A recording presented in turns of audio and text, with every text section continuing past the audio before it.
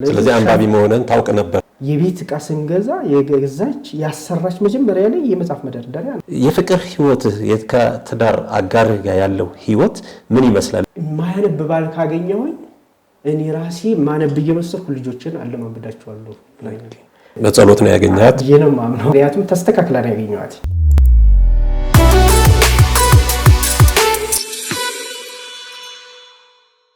በዚህ መጽሐፍ ውስጥ የጎጃምን ታሪክ ስትጽፍ ያሰናሰልክባቸው ማህበራዊ ጉዳዮችን ያሰናሰልክባቸው መንገዶች አሉ። በጣም የገረሙኝን ሳነብ ያየኋቸውን የፋሲካ አከባበር በጎጃም በጣም ድንቅ ነው። ሁለት ጥንዶች የመጀመሪያውን ፋሲካ ሲያከብሩ ባል እርድ ማረድ ካልቻለ የሚከሰቱ ነገሮች አሉ። እስቲ አንተም ያው የዛው ሀገር ኗሪ እንደመሆነ በትዳር ዓለም ውስጥ እንደመሆነ መጀመሪያ ስታገባ በግ አርደህ ነበር?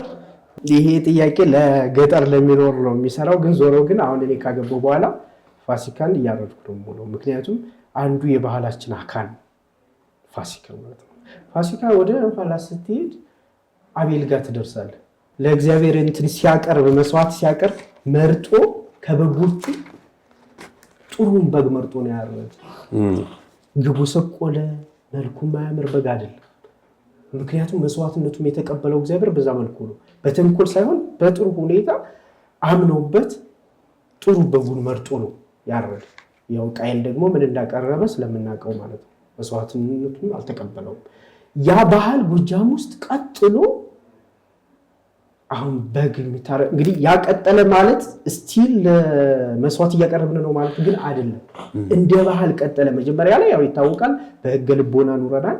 ከዛም ብሉይ ኪዳንን እኛ የገብትን በተለይ የኢትዮጵያ ውስጥ ብሉይ ኪዳን ይታወቃል። አዲስ ኪዳንና ብሉይ ኪዳን ሁሉንም አጣጥመን ሄድ የብቸኛ ህዝቦች ነን።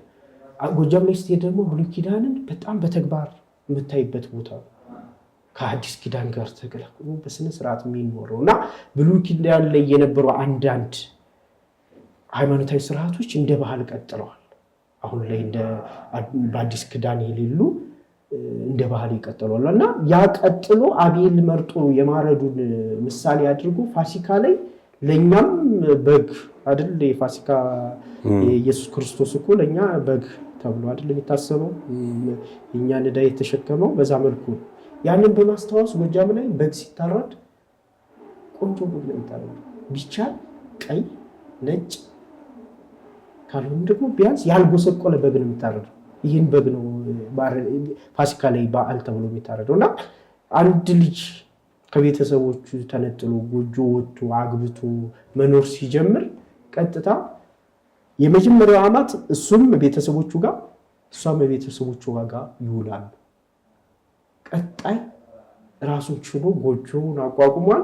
በግ ያርዳል ማለት ነው። ምናልባት ቀጣዩ ዓመት ካልተመቸው እሱም እዚህ ቢውል እሷም እዛ ብትውል ይሻላል እንጂ ዘንድሮ አርዶ ቀጣይ አለማረድ አይችልም። ምክንያቱም በጣም ጎበዝ ጠንካራ ባል እንዳልሆነ ይገምታል ማለት ነው። ሚስቱን በግ ማረድ ጀምሮ በፋሲካን መዋል ጀምሮ መልሶ ካቆመ ችግር ገጥሟቸዋል ማለት ነው። ለምንድን ነው አሁን ሁለቱም ጥንዶች የኑሮ ሁኔታ ሆኖ በግ ማረድ አልቻሉም? ስለዚህ ወንዱም ወደ ራሱ ቤተሰብ ሴቷም ወደ ራሷ ቤተሰብ ከሚሄዱ ሁለቱም ለምንድን ነው ወደ አንደኛው ወገን የማይሄዱት? ሕግ የለውም ግን የተለመደ ነገር አለ። ፋሲካን የምታከብርበት የራሱን የቻለ መንገድ አለው። እነዛ ቤተሰቦቿም እዚህ እንድትውል አይፈልጉም። ወይ ራሷ ቤት ትውላለች ወይ እነሱ ጋር ትሄዳለች። የክብር ጉዳይ ነው። አሁን እሱ እንግዲህ አሁንም ይሰራል፣ ይሄ ጉዳይ ይሰራል። እንደዚህ አይነት ከሆነ እሷም ቤተሰቦቿ ላይ ፋሲካ ውላ ትመጣለች፣ እሱ ቤተሰቦቹ ላይ እሱ ሌላ በዓል ቢሆን እሱ አማቶቹ ጋር ሚስቱ ቤተሰቦች ላይ ሄዶ ይውላል አይደል? የፋሲካ ግን ሄዶ አይውልም። ምክንያቱም ምን ያህል የአቅመ ማለት አንድ የገጠር ሰው ትዳር ያዝኩ ካለ ታትሮ መስራት አለበት በሁሉ አቅጣጫ ማለት ነው። አሁን ጎጃም ላይ ከ5 ሰዓት ከ6 ሰዓት በላይ አይተኙም ሴቶችም ወንዶችም ማለት ነው። ጠዋት 11 ሰዓት ተነስቶ ጭድ መጣል አለ። ከዛ ተነስቶ በሬ እቃውን ይዞ ይሄዳል። ሙሉ ቀኑን ምናልባት ጾሙን ሊውል ይችላል። ከዛ ማታ ሲመጣ ደግሞ ምሽት የሚባላል በሬን ሲያበላ አምሽቶ የሚገባና እንደዚህ አይነት ታታሪ መሆኑን የሚያሳየው ፋሲካን ሚስቱን በዛ መልኩ ሲያውላት ነው። ሲቀጥል ደግሞ የጎጃም የፋሲካ አከባበር የሚለየው ሳምንት ሙሉ ነው የሚከበረው። ምክንያቱም በተራ ተገብቶ ሁሉም ጋር ራት ምሳ እየተበላ በስነ ስርዓት ባህሉ በጥሩ ሁኔታ ነው ተከብሮ የሚያልፈው። ከዚህ ባህል ጋር በተያያዘ አንተ ምን ገጥሞሃል እስኪ የምታስታውሰው? የገጠመኝ እንኳን ባይኖር ግን ትልቅ ትዝታ ነው ያለን። አሁን ብዙ ጊዜ አውቶቡስ ተራ ብትሄድ ይሄንን 2-3 ዓመት መንገዱ ችግር ስላለው አይሄድም እንጂ በጣም የሰው አሁን ጉራጌ በእንትን ይሄ መስቀል በጉራጌ እንዳለው የተጨናነቀ የትራንስፖርት እንትን ነው የምታየው። ሁሉም የትም ቦታ ያለ የጎጃም ልጅ ፋሲካ ጎጃም ሄዶ ነው የሚውለው። በዚህ መልኩ ምን ያህል ክብር ነው ያለው ፋሲካ እዛ ጎጃም ላይ ማለት ነው። በጣም ደግሞ መጽሐፍ ላይ ከገረመኝ ሐሳብ ውስጥ ለነገስታቶች ወይም ደግሞ ነገስታቶች ዘንድ ለሚስትነት አንዲት ሴት በምትጣጭበት ጊዜ የሚታየው ሙያዋ ነው። ይሄ በየትኛውም በሀገራችን እንትን አሁን ባለው ዘመንኛው አካሄድ ባይነሳም ለሴት ልጅ ሙያ በጣም ኮንሲደር ይደረጋል።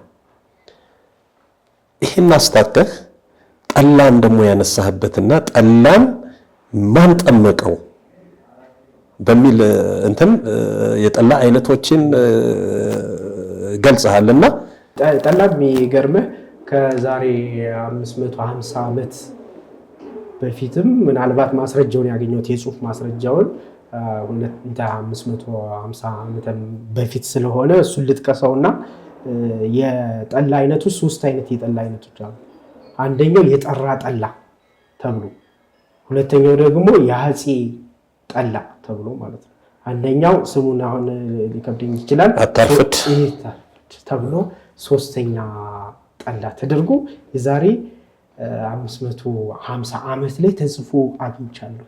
ይሄ ጠላ እንግዲህ የአፄው የተባለው አሁን ላይ ደግሞ ጎጃም ስትሄድ እነዚህን 3 ደረጃዎችን ጠላ ታገኛቸዋለህ። አንዱ ፍሊተር ነው፣ አንዱ ቡቅር ነው፣ አንደኛው ደግሞ የጠራ ጠላ ነው። ይሄ አይነት ጠላ ተብሎ መደበኛ ጠላ ነው። ይሄ የጠራ ጠላ የመደበኛ ጠላ ነው እና ከዛ ጋር ስታገናኘው ያ ጠላ የተጠመቀበት የአፄ ጠላ የተጠመቀበት ዘመን ደግሞ ስንሄድ ደግሞ እቴጌ እሌኒ የምትባለዋ የነበረችበት ዘመን ነው። እቴጌ እሌኒ ደግሞ ጎጃም መርጦ ለማርያም ምጣድ ቤት ቀበሌ ተወልዳ ያደገች የጎጃም ባለርስት የአፄ በደ ማርያም ሚስት ናት። ዝነኛዋ እቴጌ እሌኒ ማለት ነው። ከፖርቱጋሎች ጋር የተጻጻፈችዋ ኢትዮጵያን በ3 ነገስታት የመራችዋ እሷ ማለት ነው። እሷን ሌላ ታሪክ ጸሐፊዎች እንዴት እንደ 4 አባት ሰጥተው የጻፏት እሱ ራሱን ችሎ መጽሐፍ ስለጻፍኩበት ያኔ ሲወጣ የምናየው ይሆናል። ግን ጸሐፊዎች ግን 4 አባት ሰጥተው 4 ቦታ ላይ ተወለደች ብለው ነው የሚጽፉት። ከዛ ሁሉ ጎጃም ተወለደች ወይም ነበረች ብለው አይጽፉም። እኔ ግን ማስረጃ ትክክለኛው ማስረጃ አግኝቼ ጽፌዋለሁ እና እሷ በነበረችበት ጊዜ እነዚህ የ4 የጠላ ደረጃዎች አሉ። እንግዲህ ከዛ አሁን ላይም እነዚህ የጠላ የ4 ደረጃዎችን ስንፈልግ የምናገኛቸው ጎጃም እንዳልኩት የጠራ ጠላ አለ፣ ቡቅር አለ፣ ፍሊተር። ስለዚህ ጠላ እንዴት በዚህ መልኩ እንዴት ሊሰሩ ቻሉ ብለን ስንል በጣም ውስብስብ፣ ምናልባትም አንድ ቢራ ወይ አንዱ ውስኪ ከሚጠመቅበት በላይ ተጨንቀው ነው የሚሰሩት ይህንን ጠላ ማለት ነው። መጀመሪያ ብቅል ከስንዴ ወይም ከገብስ ብቅል ይበቀላል። የደረቀው ብቅል በውሃ ይዘፈዘፋል። ከዛ ብቅል ሲበቅል ብቅል ተደርጎ ቆጥ ላይ ተሰቅሎ ጭስ ጠጥፎ ከዛ ተወርዶ ተፈርፍሮ ይሰጣል። ደግሞ ድጋሚ ፀሐይ ጥሩ አድርጎ ካገኘ በኋላ ከጌሾ ጋር ከደረቀው ጌሾ ጋር ተቀላቅሎ ይፈጭና እሱ ይመጣል ማለት ነው። እሱ መጡ ጥጅ ይጠጃል። ጠጅ ሆነ የሚባል አሁን ጠላ ሌላ ቦታ እንደማይሆን ታውቃለህ።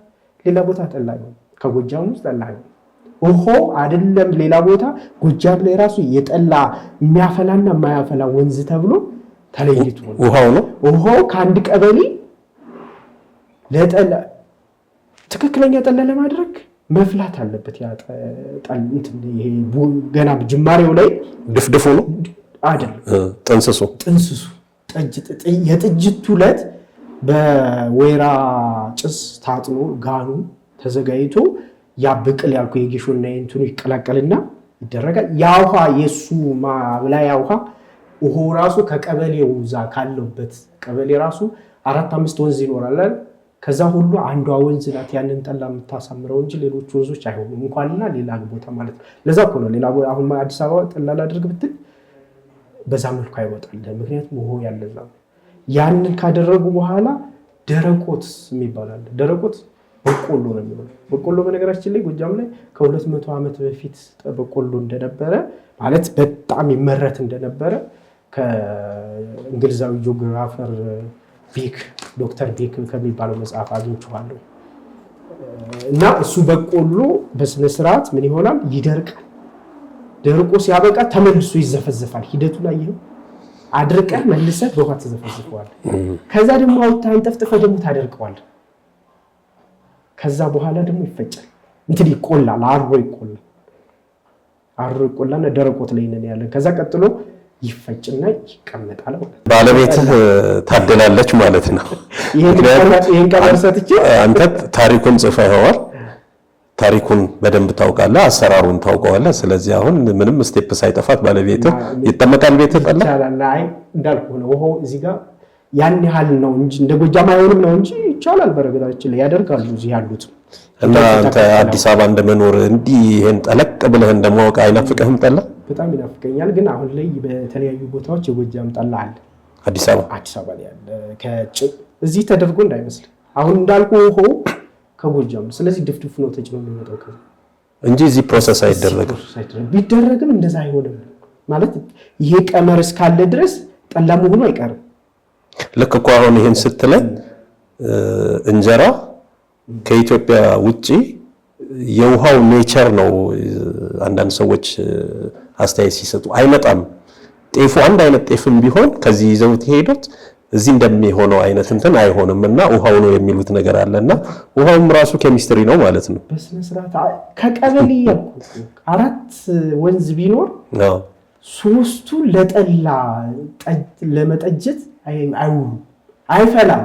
ጠላ ደግሞ ካልፈላ ደግሞ እንትን ነው የሚሆነው። ምንድነው ሊጥ ነው የሚሆነው። ሌላ ነገር የለውም። መፍላት አለበት። አሁን ያልኩ ሂደት እኮ እንዲፈላ የሚያደርገው ፕሮሰሱ ውሃው ወሳኝ ነው። አልፈላልኝም ብላ እኮ አንድ ሴት ገጠር ጭንቅ ውስጥ እኮ ጎረቤት ታማክራለች። እንዲህ ላድርግ ከእንትን ወንዝ አመተሽ ጨምሪበት ትባላለች። አሁን መፍላት ያለበት በ4 ቀን ያጠላ በ4 ቀን መፍላት አለበት። ትክክለኛውን ውሃ ከተጠቀመች ማለት ነው። አጋጣሚ ሆኖ ወይ ውሃውን በትክክል አልተጠቀመው ብላ ወይም ደግሞ አጋጣሚ ቦታውም ወሳኝ ስለሆነ ማለት ነው ለመፍላቱ የአየር ንብረቱን ተመጣጣኝ ራሱ እንደምንም እንደ ሁኔታዎች አመጣጠን ላይ ተሳስታ ሳይፈላ ቢቀር ጎረቤት ታማክራለች። አልፈላኩላል ደግሞ በነገራችን ላይ ጠላ የሚደረግ ጎጃም እንደዚህ በስራ በምናምን መስሎ አሁን እኛ ቤት 6 ጋን ነበረ። ጋን ማለት እንግዲህ በአሁኑ ሰዓት የጎማ በርሜል ትልቅ እንደማለት ነው። 200 ሊትር በለው 6 ጋን አለ። 6ቱም አንዴ ነው የሚደረግበት። አንዷ ስትቀር ፕሮሰሱ ይጀመራል። የጠላ 5ቱን ለመሙላት ማለት ነው። እንደዛ አይነት ሂደት ነው ያለው እንጂ እንዲህ በእንስራ ተደርጎ ምናምን አይደለም። ከአመት ጠላ ነው የሚጠጣው። የአዳም ምግብ ጤፍ ነበር ብለሃል። ምንድነው ማስረጃው? እንግዲህ አሁን እንዳነበብኩት ከሆነ ወይም ደግሞ አጋጣሚ ጎጃምን የማየት እድሉ ገጥሞኛል። ደብረ ኤልያስ ሄጃለሁ። ለመጀመሪያ ጊዜ ወደ ደብረ ኤልያስ ሲሄድ ከደጀን ጀምሮ በቃ ጤፉ የደረሰበት ወቅት ስለነበረ በቃ ተኝቶ ሲታይ በጣም ልዩ ነው ያለውና እንደውም እዚህ ላይ ጤፍ የአዳም ምግብ ነበር የሚለውን እንትን ስል ሐሳብ ሳይ የጎጃም ምድርን ነው የሳልኩትና ምንድነው እስቲ እዚህ ጋር ይሄን የገለጽክበት? አሁን ለጠየቀኝ ጥያቄ መልሱ የሚሆነው ያው አዳም እዛ ነበረ ካል አዳም ምን ይበላ ነበር የሚለውም አብሮ መነሳት አለበት። ፍጥረት ደግሞ የተፈጠረው 22ቱ ስለ ፍጥረት በ6ቱ ቀን ነው። የዛን ቀን ደግሞ ያው ጤፍም አንድ ፍጥረት ስለሆነች አብራ ተፈጥራለች ብለን ነው የምንነሳው። ከዛ ተነስተን ደግሞ ምን ይበላ ነበር አዳም ካል እስካሁን ድረስ ይበላ። ስለዚህ አሁን ይሄ ግምታዊ ነው፣ ሃይፖቴሲስ ነው የሚሆነው። እሱ ሆኖ ግን ወደ መጨረሻ ግን ማስረጃ ነው። ከእንዴት ልዩ ጎጃም ላይ እንደተገኘ ማስረጃ ጠቅሳለሁ። አንድ ቦታ ምን አየው ጤፍ ጎጃም ብቻ እንደሚበቅል ከሳሮችም ተለይታ አባቶች እንዴት ያንን ወደ ምርትነት እንደቀየሩት እንደተጠበቡበት የገለጽክበት መንገድ አለ። ጤፍ እኮ አሜሪካ ይበቅላል።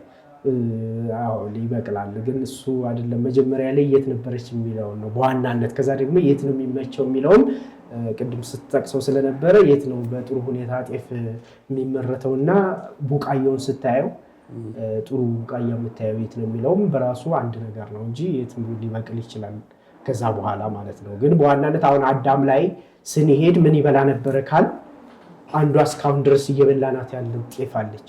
ፍጥረቷ ደግሞ ከዛ በኋላ ተዳቅላ ነው ወይስ ምን ሌላ ይሆን አካል ነው ፍጥረት የሚል ነገር አንድ ማስረጃ አይገኝም። አንድ ሁለተኛ ደግሞ መጽሐፍ ቅዱስ ላይ ስለ 22ቱ ስነ ፍጥረት በስድስቱ ቀን ተፈጥሮ እንዳለቀ እናውቃለን። ስለዚህ እሷ አብራ ተፈጥራል ካለች ስለዚህ አዳም እያረስክ መሬትን ብላ ተብሏል።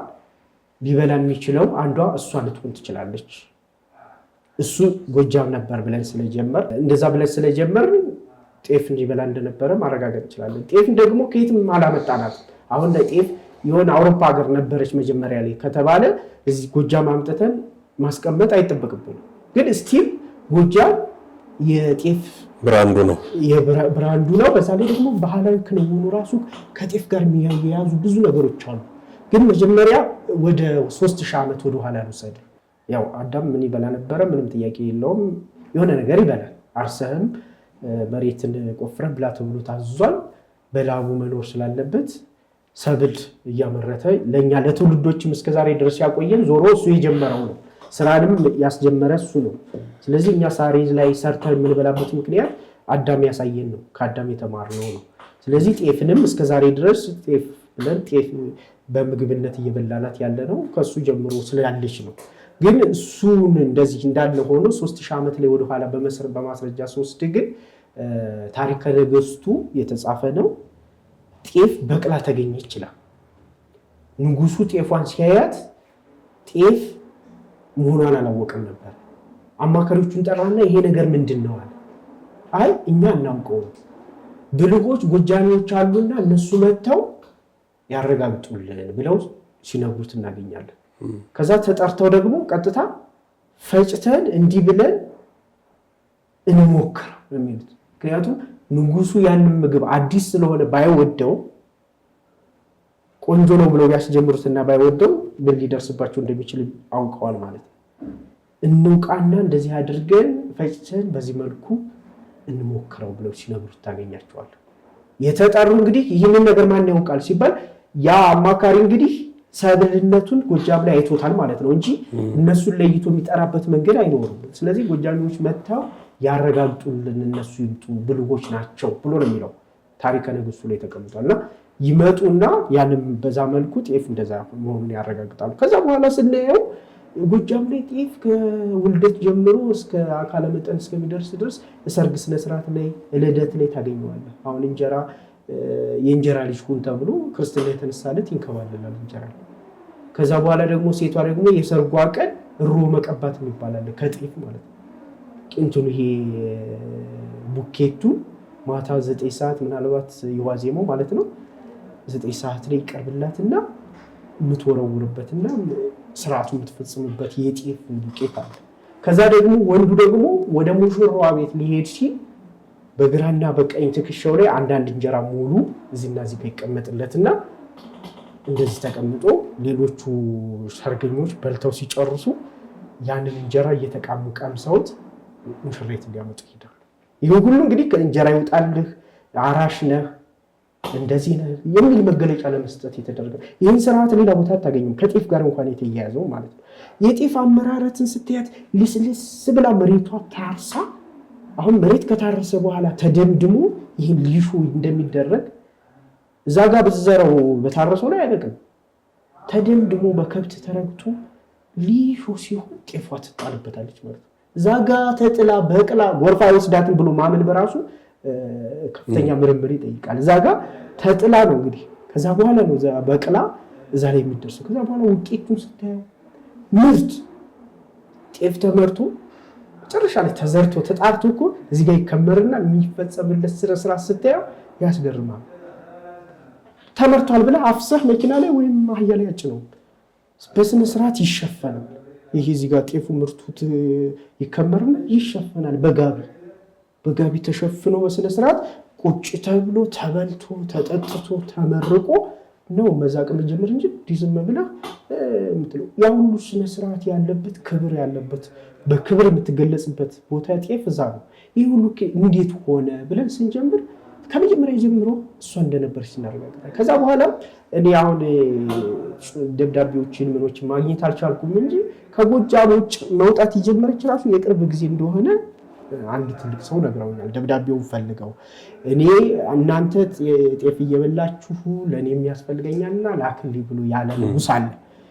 ግን ኢትዮጵያዊ ንጉሥ ማስረጃውን ስላለ እንትኑ ደብዳቤውን መዘክር ታገኘዋለህ ብለውኛል። ሰውየው ካገኘሁት ጥሩ እስከ ቅርብ ጊዜ እስከ 150 120 ዓመት ድረስ ሌላ አንዳንድ ቦታዎች ላይ እንዳልነበረች ሁሉ ያ ንጉሥ ላክልኝ ብሎ እንዳለ ተነግሮኛል። ንጉሡን ማልጠራው ማስረጃው ሳይኖረኝ ያን አካባቢ ጤፍ አልነበራችሁም ብሎ ማለት ስላልፈለኩ ነው እንጂ እንደዚህ እስከዚህ ድረስ ጎጃሙ ብቻ እንደነበረ ጎጃም ላይም የተለየ ስነ ስርዓት እንዳለው ጤፍ ከዚህ በላይ ዘርዝረው ቢባል በብዙ መንገድ ማሳየት ይችላል። ሌላ በጣም ኢንስፓየር ያደረገኝ መጽሐፍ ውስጥ የጎጃም ድንበር አከላለል ጉዳይ ነውና ድንበራቸውን ሲከፋፈሉ የእያንዳንዱ ሰው ከአባይ ወንዝ ጋር ይገናኛል which means መውጫ በር ማለት ነውና ይሄ ሐሳብ እንዴት ነው እንትን ሊል የቻለው? አንድ ሁለተኛ ደግሞ ከአፈር ጋር የሚያያዝ ምልክት ነገሮች አሉና እስቲ ይሄንን ገለጽ አድርግልኝ። እኔ እውነቱን ለመናገር የጎጃም ታሪክ በማጥናቴ ደስ ነው የሚለኝ። አሁን ተወላጅ ስለሆንኩ ምናምን ብሎ ሰው ሊያስብ ይችላል። ገብተህ ስታየው ግን ብዙ አስደናቂ ነገሮች አሉ። እንዴት እንዳላዩት ታሪክ ተመራማሪዎች ነው ይገርመኛል። ምክንያቱም የኢትዮጵያ ታላቅነት እንግዲህ ቅድም መረዌን አንስተናል። ይሆን እያለ የኢትዮጵያ ታላቅነት ከጎጃሞች የትም ቦታ ልትወስዱ አትችልም። ምክንያቱም ከጥንት ጀምሮ ተያይዞ የሚመጣል ከጊዮን ጋር ነው። እኛም እኮ አሁን ጎጃም እኮ ከጊዮን ተነስቶ የሚሄድ ስላልሆነና እስካሁን ስላለ ነው እንጂ እኮ የተለየ ጎጃሚ ስለሆን ወይም ጎጃሚ ስለሆንኩኝ ታምር ልፈጥር አልችልም። ግን እግዚአብሔር ወስዶ ጊዮንን እዛ ጋር አስቀምጦታል። ጊዮንን ይዘህ የዓለም መነጋገሪያ የሆነውን ጊዮንን ለመቆጣጠር እኮ ሮም 2 ጊዜ ዘምታለች። አሁን እኛ የምናውቀው አድዋ ሁለተኛው ነው አይደል? 2 ጊዜ እኮ ሮም ጦሯን ልካ በመረዊ ንጉሶች ጊዮንን ለመቆጣጠር መጥተው ተመልሰው ተሸንፈው ሄደዋል። ከዛ ሌሎችንም መጥቀስ መደርደር እንችላለን። ያ ሁሉ የኢትዮጵያን ታላቅነት ነው የሚያሳይ። የኢትዮጵያ ታላቅነት ደግሞ ከዚህ ውጭ ሊሆን አይችልም። ምክንያቱም ይሄ ሁሉም የዓለም የታሪክ መርማሪዎች ጊዮንን ይዘው ነው የሚመረምሩት። ኢትዮጵያ ብለው ሲጀምሩ ገና ጊዮን ነው መነሻቸው። ስለዚህ ይህን ታሪክ ማጥናት ደስ ይለኛል እና ወደ ጠየቀኝ ጥያቄ ስገባልህ መሬት የጎጃም ትውልዶች አሁን ለምሳሌ ጎዛምን የበኩር ልጅ ነው አነደድ ማቻከል የሚባሉት ማቻከል ንጉስ ነው የነበረው። እነዚህ ሁሉ ወንድማማቾች ናቸው እና መጨረሻ ላይ መሬታቸውን ሲከፋፈሉ አሁን የማቻከል ድርሻ ብንል ንጉስ ማቻከል አባይ ይደርሳል። አሁን ላይ በአንድም በሌላም የምጠቅሳቸው ወረዳዎች ሊቆረጡ ይችላሉ። ለማይደርስበት አጋጣሚ ሊኖር ይችላል። በአንዳንድ ሁኔታ ያው ዘመናዊ አከላለል ስለተከለለ ላይ እንግዲህ የመጀመሪያው አከላለል ግን ሁሉም ልጆች ከአባይ ጋር እንዲገናኙ አድርገው መሬታቸውን ከፍለዋል። ያው ከአባታቸው ጋር ሆነ ማለት ነው። ያንን ሲከፍሉ ጸብ ክርክር የለበትም። በወንዝ በመሬቱ አይነት የመሬት አይነቱን እንመጣበታለን። ከፍለው ከአባይ ጋር ግን ተገናኝተዋል። አባይ ምን ጥቅም አለው ብንል 2 ጥቅም አለው። አንደኛው ጥጥ የሚመረት እዛ ነው በዋናነት የአባይን ሸለቆ ይዞ። ስለዚህ ያ ልጅ የራሱ የጥጥ መሬት ሊኖረው ይገባል። ምክንያቱም አንደኛው ኖሮት አንደኛው ካሌለው ሌላ ጸብ ውስጥ ስለሚገቡና የእሱ ጥገኛ ስለሚያደርገው፣ ስለዚህ የጥጥ ምርቱ አለለት፣ ልብሱን ይለብሳል ማለት ነው። ከዛ ቀጥሎ ደግሞ እንዳሁኑ እንደ ዘመናዊ ደግሞ ወደብ ከሌሎች ጋር የሚገናኝበት ተሻግሮ የሚሄድበት የወንድሙ መሬት ረግጦ አይሄድም። ከብቶቹንም ወደ ካስፈለገ ድርቅ በተከሰተ ጊዜ ወደ አባይ ለማጠጣት ሆነ እዛ ለማሰማራትም ሆነ በራሱ መሬት ሄዶ እንዲገለገል ተደርጎ ባለወደብ ሆኖ ነው የመሬቱ ክፍፍል የተጠናቀቀው። አሁን የምንጠራቸው አጠቃላይ ጎጃም ውስጥ የምንጠራቸው ወረዶች አጠቃላይ የወንድማማች ልጅና ወንድማማቾች ናቸው። ያውን የምስራቁን ክፍል ይዘን የምዕራቡን ክፍል ብናወራበት ጊዜ ስለሌለን ነው እንጂ ወንድማማቾች ናቸው። አሁን የምስራቁ በኩሩ ልጅ ጎዛምን ነው። ከዛ ቀጥሎ እንዳልኩትና ነደድና አባላሉ እንደዚህ እያለ ነው ወንድማማቾቻቸው። ከየትም የመጣ ስም አይደለም። በልጆች በእኛ በቅድመ አያቶቻችን የተመደበ ቦታ ነው። የሚገርመው እስካሁን ድረስ ከዛም ጊዜ እስካሁን ድረስ አንድ ጎጃሜ እዛ ወረዳ ላይ ነው ያለው። አያቱም ቅድመ አያቱም እዛ ነበር። ከዛም የበለጠ ደግሞ እዛ ቀበሌ ውስጥ ነው ያለው። አልተንቀሳቀስም። እኔ አሁን አንድ ጎጃሜ መጥቶ ከ100 ዓመት በፊት የነበረ አባቱን ቢነግረኝ ከአዳም ጋር አገናኝለታል። አለ የኛ ካርታው አለ። የጎጃም የመሬት ክፍፍሉ ካርታ አለ። የጎዛምን ድርሻ የግለሰቡ ርስቱ አለ እዛ ጋር ተቀምጧል። መጽሐፉ የጎጃም ትውልድ የሚባል መጽሐፍ አለ።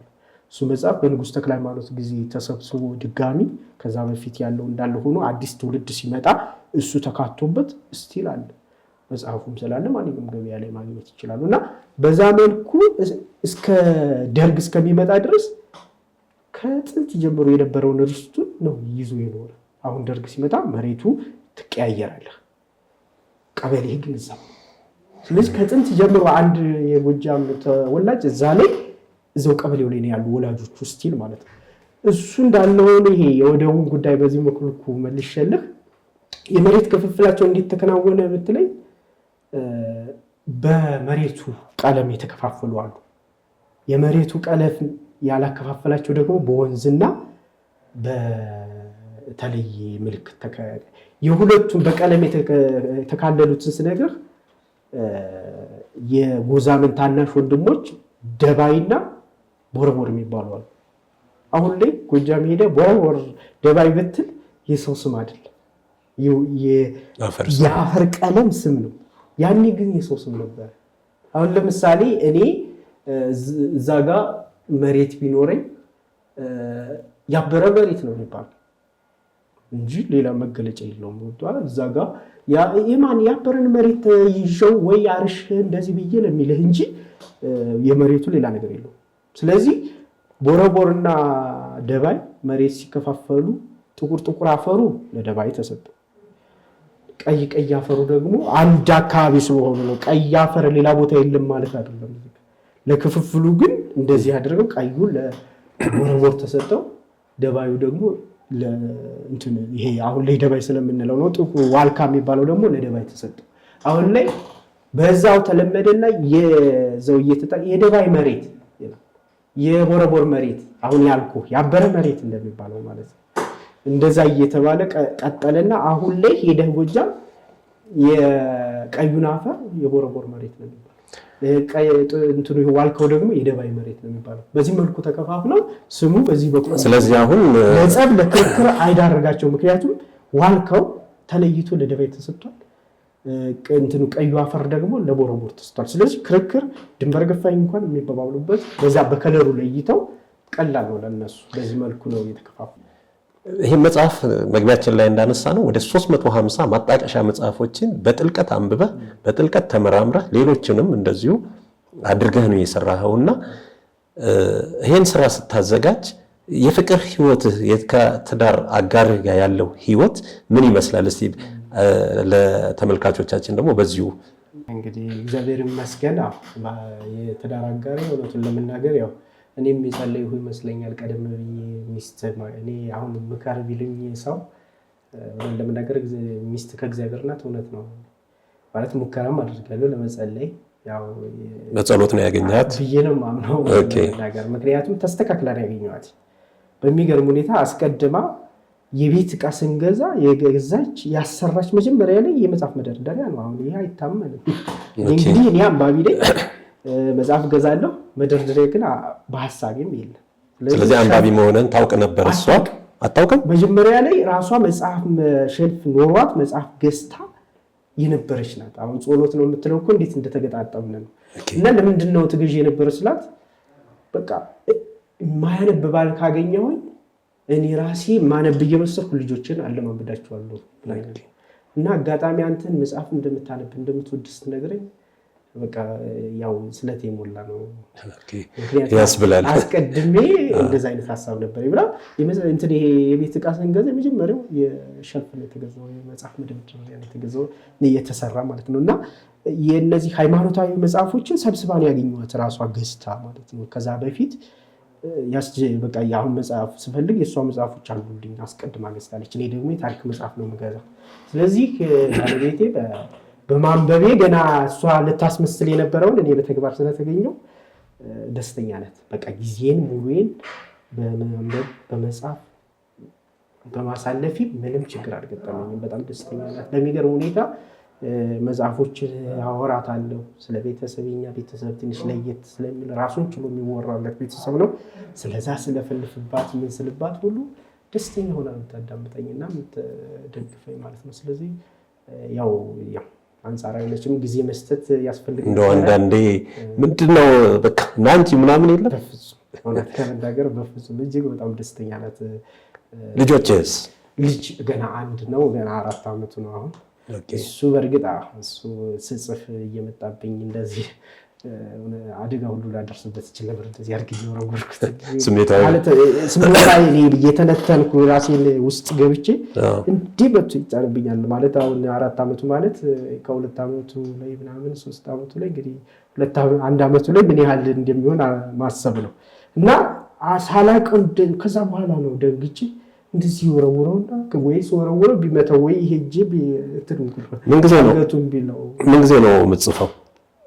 ብዙ ጊዜ ያው ቀን ነው ቀን እጽፋለሁ። ስለዚህ ብቻ ጊዜ በነገራችን ላይ ጊዜ ያጣሁ የሚል ሰው ስህተት ነው ብዬ ነው የማምነው። ጊዜ በስነ ስርዓት ነው የምጠቀም ካለ ቀጠሮ ካለ አግባብ የትም ቦታ አልሄድም። ሌሊት እንቅልፍን አለኝ። አዎ እኔ እንደዛ ነው ልምዴ። ስለዚህ ጊዜ ሌሊት ላይ ችግር እስከ 5 ሰዓት ብቆይ ነው እንጂ ከዛ በላይ ስለዚህ ባለቤትህንም ጊዜ አልተሸማ ማለት ነው። በዚህ አጋጣሚ ማስተላለፍ የምትፈልገው መልእክት ካለ ለተመልካቾች እድሉን ልስጥ። ማስተላለፈው መልእክት የጎጃም ታሪክ የሚለውን አትፍሩ ትላቸዋለሁ፣ አትናደዱበት ትላቸዋለሁ። እንደ ጎጠኛም አታስቡት። እኔ ከእውነቱን ለመናገር የኢትዮጵያን ታሪክ አጉልቻ ወጣሁት ብዬ ነው የማስበው። ምክንያቱም እኔ የኢትዮጵያ ታሪክ ማለት አልፈለኩም። ምክንያቱም ሌሎች ያን ያህል ትኩረት ሰጥተው ያልጻፉትን ጉዳይ በኢትዮጵያ ታሪክ ውስጥ አስገብቼ ላስቀረው አልፈለኩም። የጎጃም ታሪክ ማንበብ ለሚፈልግ ሰው እንዲገኝ ነው። በቃ ጎጃም ምን ይመስላል፣ ስለ ጎጃም ማወቅ እፈልጋለሁ ላለ ሰው እንዲያገኝ ነው። እንዲህ በነገራችን ላይ ፈረንጆችን የምቀናባቸው በእያንዳንዱ ርዕስ መጽሐፍ አለ። በቃ የሆነ ርዕስ ጉዳይ ፈልገህ መጽሐፍ አታጣም።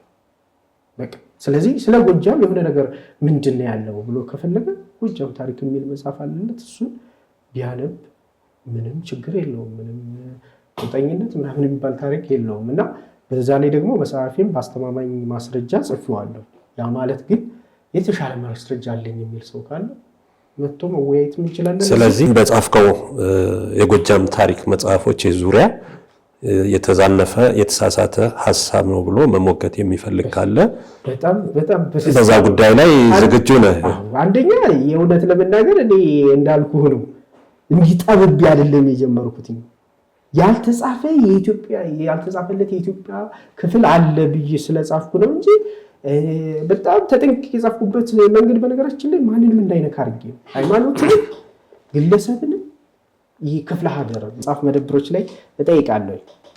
የጎጃም ታሪክ ብለው አንስተው መልሰው ይጥሉታል ይሉኛል።